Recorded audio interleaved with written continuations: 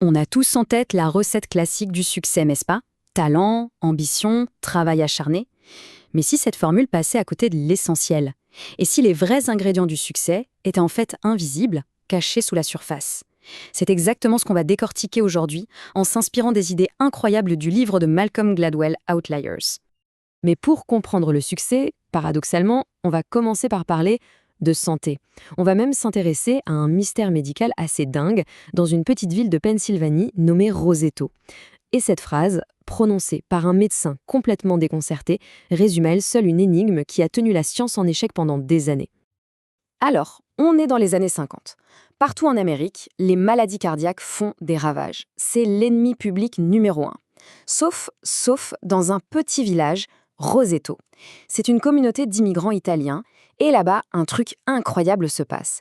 Quasiment personne en dessous de 65 ans ne fait de crise cardiaque. C'est du jamais vu, un véritable casse-tête pour les médecins de l'époque. Évidemment, les chercheurs débarquent et ils épluchent tout.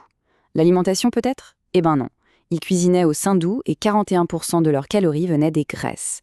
Le sport alors? Pas vraiment non plus. Beaucoup fumaient, pas mal étaient en surpoids. La génétique? Leur famille qui vivait ailleurs aux États-Unis n'avait pas du tout cette santé de fer. L'endroit? Non plus. Les villes juste à côté avaient 3 fois plus de maladies cardiaques. Bref, rien ne collait. Et puis, la révélation. Le secret, il n'était pas dans les gens. Il était entre eux. C'était la communauté. Imaginez ce village italien transplanté en Amérique. 3 générations sous le même toit. Les gens qui s'arrêtent pour discuter dans la rue. Personne n'est laissé seul. C'était ça leur secret. Une sorte de cocon social qui les protégeait du stress de la vie moderne. Et c'est là que ça devient vraiment fascinant. Si on a pu se tromper à ce point sur un sujet aussi fondamental que la santé, est-ce qu'on ne serait pas en train de faire exactement la même erreur quand on parle de réussite? Est-ce que nos idées sur ce qui fait un génie, un outlier, ne seraient pas complètement à côté de la plaque? Si pour la santé, l'ingrédient secret, c'était la communauté, quels sont les ingrédients secrets du succès? Pour trouver la réponse, on quitte la Pennsylvanie et on file au Canada. Direction le monde impitoyable du hockey sur glace junior. Regardez cette liste de joueurs. Une équipe d'élite. À première vue, rien d'anormal. Des noms, des postes, mais l'indice, la clé de l'énigme, elle n'est pas dans leur talent. Elle est cachée là, dans la dernière colonne. Leur date de naissance. Observez bien, une tendance presque incroyable commence à se dessiner. Et ce n'est pas une coïncidence. Dans le hockey d'élite canadien, environ 40% des joueurs sont nés dans les 3 premiers mois de l'année. Pourquoi? La raison est toute bête, mais elle change tout. La date limite d'inscription est le 1er janvier. Un enfant né en janvier est donc presque 1 an plus vieux, plus grand et plus coordonné que celui né en décembre. Et à cet âge, 1 an, c'est un avantage colossal. Et ce petit avantage de départ, il fait boule de neige. Le gamin né en janvier est repéré, il intègre les meilleures équipes, il a les meilleurs entraîneurs, il joue plus de matchs. C'est une prophétie autoréalisatrice. On appelle ça l'avantage cumulatif ou l'effet Mathieu. Au départ, il n'était pas forcément plus talentueux. Il est devenu meilleur parce qu'on lui a donné sa chance plus tôt. Et ce temps de pratique en plus, eh bien, c'est peut-être ça, la clé de tout. Ça nous amène à l'idée la plus célèbre du livre, un concept qui a fait le tour du monde. Des études sur des experts dans plein de domaines, des violonistes aux grands maîtres d'échecs, suggèrent qu'il y a un nombre magique. Le nombre d'heures de pratique qu'il faudrait pour atteindre une véritable maîtrise. Ce nombre, c'est 10 000. 10 000 heures. Pour se rendre compte, c'est comme s'entraîner 20 heures par semaine pendant 10 ans. Cette règle, elle change complètement notre vision du talent. Le talent inné existe, bien sûr, mais sans les heures de vol, il ne mène nulle part.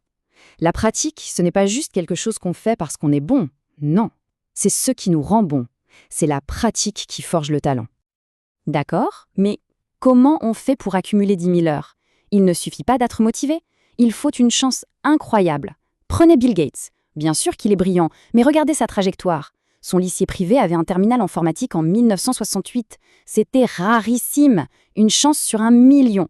Ensuite, il a eu accès gratuitement à des ordinateurs la nuit. Chaque étape lui a permis d'accumuler ses heures de pratique bien avant tout le monde. Et le timing, ce n'est pas juste une question de mois, c'est une question d'époque. C'est une sorte de loterie. Les plus grands titans de l'industrie américaine sont presque tous nés dans une seule décennie, dans les années 1830, pile au bon moment pour la révolution industrielle.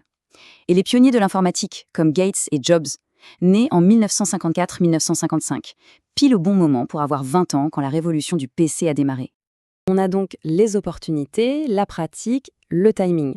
Mais il reste un grand mythe à déconstruire, le plus tenace de tous peut-être, celui du génie inné, l'idée que pour réussir, il faut juste avoir un QI stratosphérique.